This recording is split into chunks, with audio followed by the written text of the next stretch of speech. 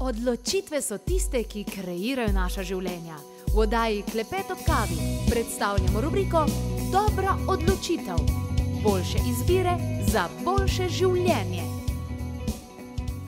Hvaležno pozdravljeni, dobrodošli. Ogromno ljudi ima težave s hrbtenico in že nekajkrat ste v oddaji Klepet ob kavi pravzaprav slišali, da bi bile mnoge bolečine in da bi hkrati bili mnogi celo operativni posegi pravzaprav odveč, če bi bolj prepoznali, dali priložnost neoperativni dekompresijski terapiji.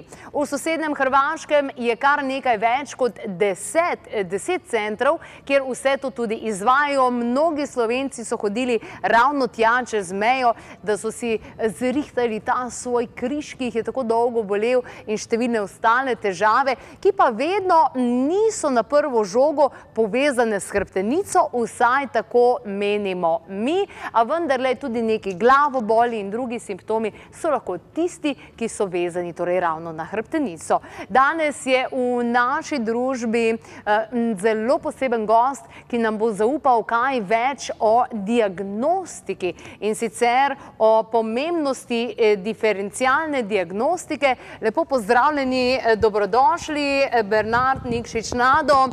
Vidim, da imate svojega prijatelja zraven. Da, evo, udobno se namjestio i sluša šta pričamo. Odlično. Danes bova govorila o diferencialni diagnostiki. Na kaj se to v vaših klinikah pravzaprav nanaša, v vaših ordinacijah dekompresijske terapije? Pa evo, rekli smo da malo razgovaramo o diferencijalnoj dijagnostici jer nekada nije lako i jednostavno odrediti uzrok bola. Jer govorili smo više puta da sindrom, recimo lumbaga, ima nevjerojatan mogući broj uzroka. A prema uzroku se određuje tretman. A on može biti vrlo različit. Pa smo evo današnju za emisiju na neki način zamislili da malo o tome razgovaramo. Odlično. Se mi zdi, da je to zelo pomembno, ker včasih ne povežemo vse stvari hkrati, tudi informacij, glede na to, kako razširjene so bolečine v hrbtenici in vse težave, še vedno premalo vemo, kaj ne da? Premalo? Premalo vemo o tem, premalo smo seznanjeni, informirani. Moram reći, nažalost, da, jer malo ima i emisija koje govore i koje se bave upravo ovom temom. Teme su, što se tiče kralježnice, najčešće da se koriste neke tablete, vježbe, plivanje i tako dalje. Ali ovdje ćemo mi malo dublje zagrabiti u jednu problematiku, pa sam ja donio i za risanje malo. Evo, prepustit ću, sigurno će mu biti drago smjestiti se u ono krivo. Znači, ako gledamo, na primjer, idemo prvo spomenuti neku razliku, je baš jučer, recimo, jedan primjer. Bol u ramenu. I sada napravi se, recimo, ultrazvučni pregled ramena, utvrdi se da tu ima kalcifikata u ovom mišiću supraspinatusu. Onda se uglavnom koncentriraju svi na rame. Sad tu se može raditi udarnim valom, može se razlikovati, recimo tu ima jedna burza, može doći do upale burze u ramenu gdje isto tako otežava taj pokret, a isto tako može biti uzrok u vratnoj kralježnici, pa da je tu živac, jedna grana brahijalnog živca koja isto tako boli. A terapije su potpuno različite. Znači, jedno se radi udarnim valom, jedno se radi, burza je odlično, recimo, akupunkturom. Ako je kompresivni sindrom na taj živac, onda se radi dekompresijskom terapijom. Ja sam sad uzeo jedan primjer da vidite sam koliko različite, a neće nijedna promoći terapija ukoliko nije točno određen uzrok. A uzrok, moram reći, vidim, često se pobrka i pomiješa i onda ljudi se muče tjednima, da ne kažem mjesecima, sa takvom tegobom. I zato je važno upravo to diferencirati, o tome smo danas da pričamo, dakle, da se točno razlikuje uzrok nekoga bola.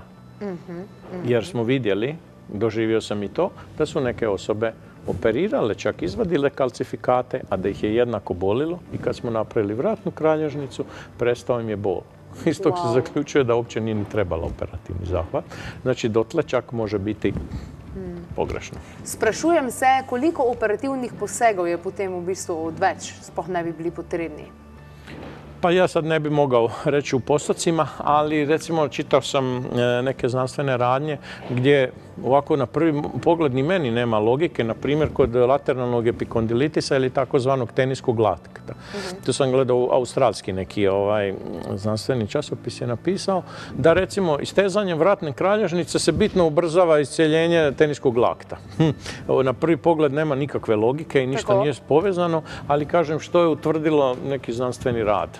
Dakle, sigurno da onda ja uvijek preferiram da prvo, ako nam nije jasno, pogledamo, istestiramo na kraj krajeva i vratnu kralježnicu i za očekivati je da današnji čovjek, ako duže sjedi i u nepravilnom položaju, da već tu dođe do nekih tegoba. Znači, ako maknemo taj jedan uzrok, da to nije uzrok kompresivni sindrom i bol i da izaziva bol u ramenu, onda idemo dalje tražiti na lokalni nivo, ali najčešće, ono što je, evo kad ste pitali iskustvo, najčešće nam je pokazalo da već istezanjem vratne kralježnice dolazimo do rješenja ili bitnog smanjenja bola u ramenu. Razumem. Se mi zdi, da smo danes tako usmerjeni na to ločenost, tudi medicina, greš na oddelek, kjer se ukvarja s pljuči, drug oddelek se ukvarja s črevesjem, tretji oddelek se ukvarja recimo z reproduktivnimi organi. Ampak mi pa nismo po oddelkih, ker nas nekaj boli, imamo celosten organizem. Tako, izvolite. Da, na primjer, čovjek dođe i kaže, boli me vratna kralježnica tu, sa ove strane i tako dalje. I sad, opet, klasična medicina i sve ono što smo mi nešto učili, studirali, znači onda rješavaš lokalno, te nekim kremama, te elektroterapijom, te nekim vježbama, tako dalje. Međutim, što vi kažete, čovjek je jedno kompleksno biće i uzrok može biti na sasma nekom drugom mjestu. A onda ako se napravi neki ozbiljniji pregled, pod ozbiljniji mislim da taj pregled traje sat vremena, nažalost u klasičnoj medicini moj traje sat do sat i pol vremena pregled i hoću reći u klasičnoj medicini se nema vremena za tako nešto. Ali ako se pogleda, na primjer, ovo je stav čovjeka ili postura. Na primjer, mi smo opet studirali smo da je do centimetar i po kraća noga, da je to kao često kod ljudi inegalitet takozvani i da je to normalno, gotovo, tako smo učili. Međutim, poslije sam shvatio da to ništa nije normalno ni 5 mm, kamoli centimetar i po. Jer sad zamislite centimetar i po tu kraće, jel?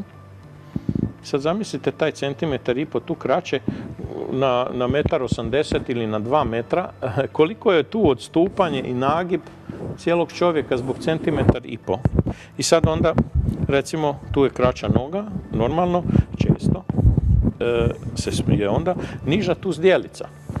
Pošto je tu zdjelica niža, onda se iskrene i kralježnica. Znači, sa kraćom nogom, ovdje, jedna od kombinacija i verzija je da se nagne zdjelica prema dolje.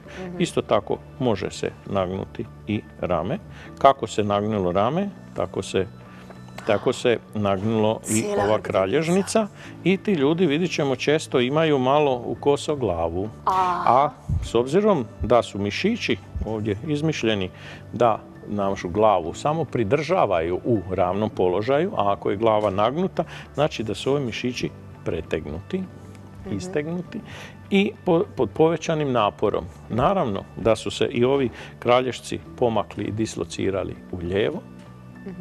I sada mi, zamislite kad lokalno, mi sad to tretiramo ovdje i to se stalno ponavlja.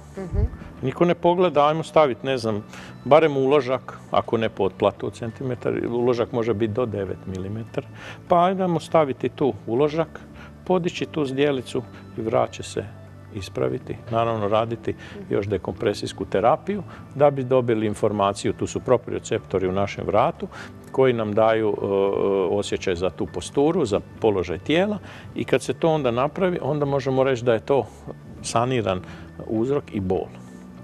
Wow. Wow. Nekaj milimetrov, pa tako velika razlika. Tudi sama se spomnim, da so nas učili, da nihče skoraj ni popoln. v tem smislu, da ima enako dolge noge in tako naprej. Ali mi vidimo nešto drugo. Tijelo uvijek proba iskompenzirati. Može biti i neka druga situacija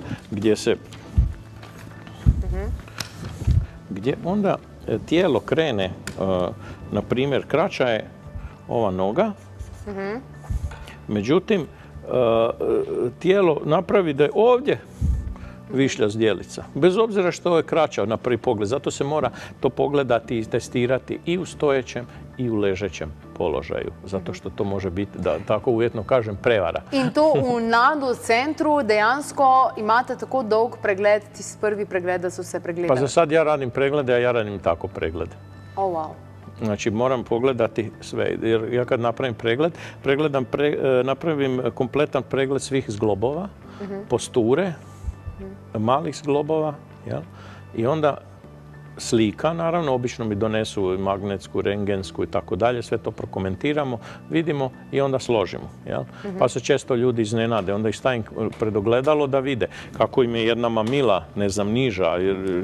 Pa pogledajte, ruka mi je ovako, spojiš, ono fali 3 cm ruke, u stvari ne fali ruke, nego je rame spušteno. I onda kad gleda, pa je, stvarno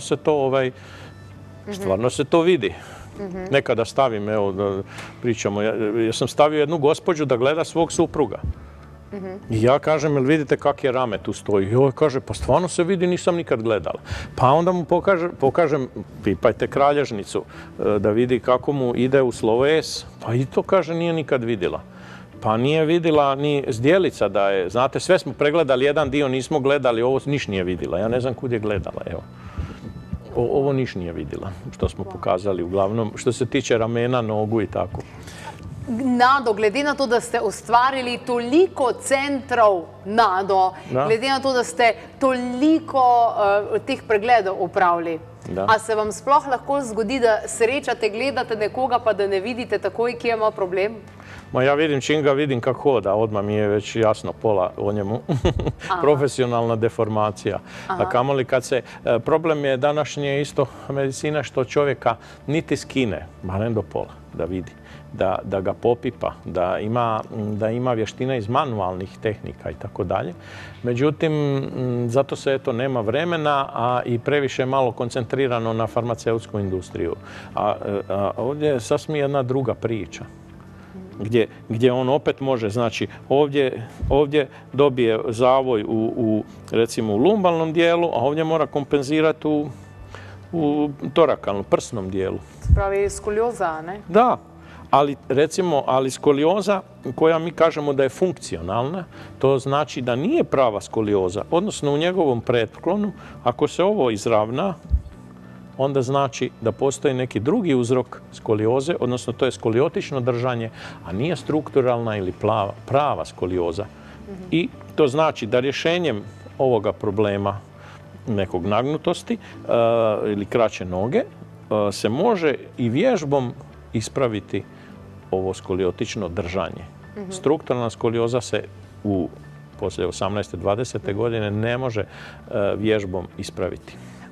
Koliko ljudi dejansko ima nek disbalans nekje čist druge, kakor dejansko mislimo?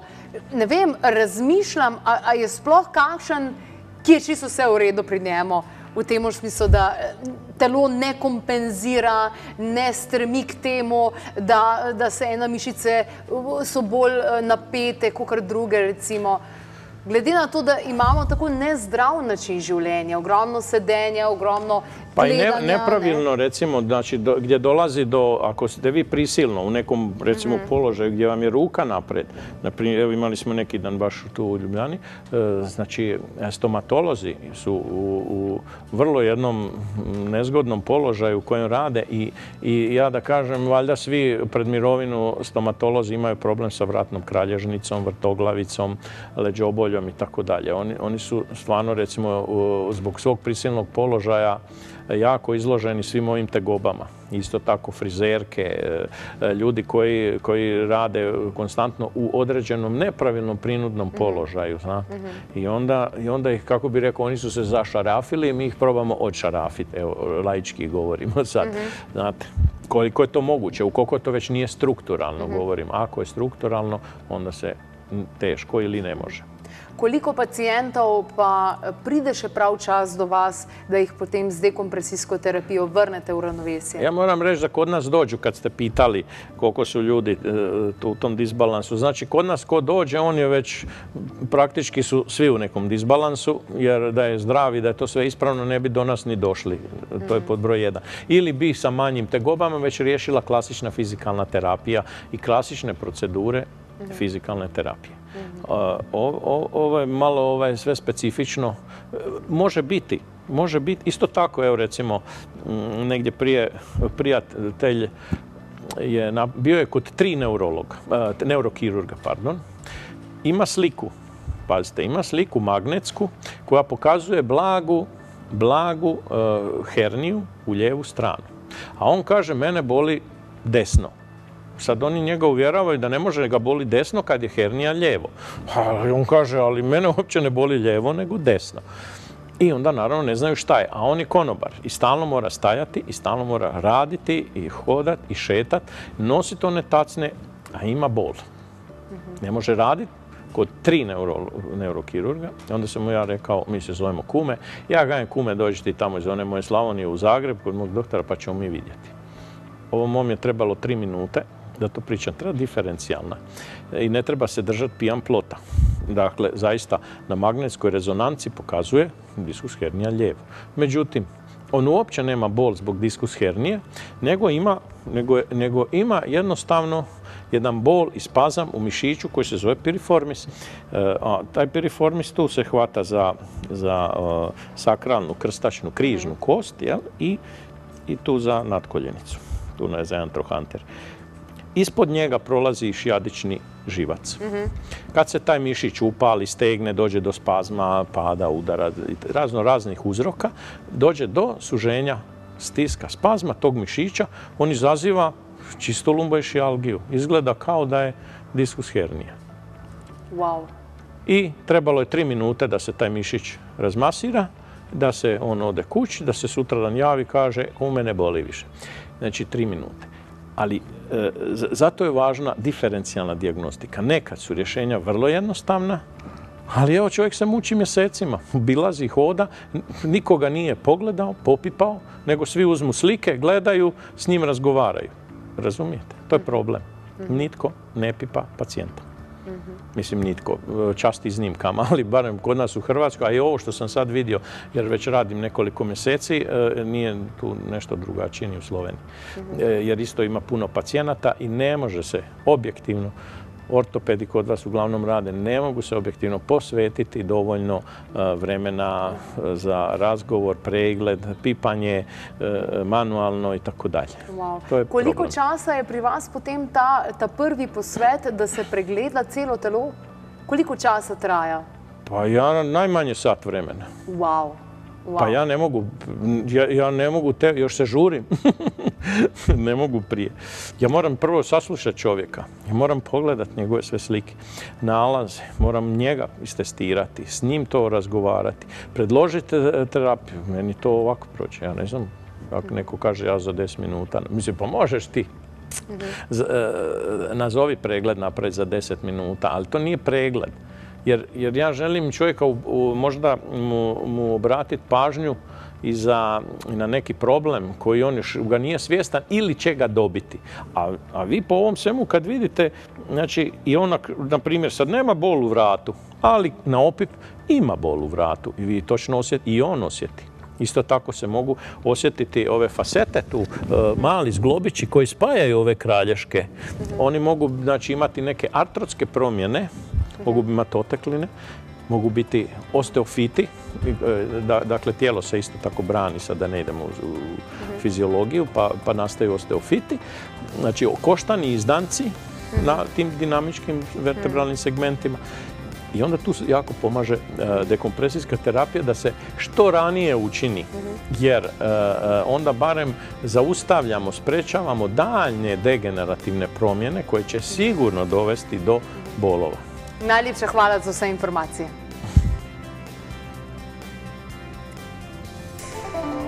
Se pravi, če damo v kadilnik, gremo po prostoru, se sprehodimo po prostoru, naokoli, prekadimo, odpremo omare. Odpremo tudi omare? Seveda, posod, kjer je temno, gremo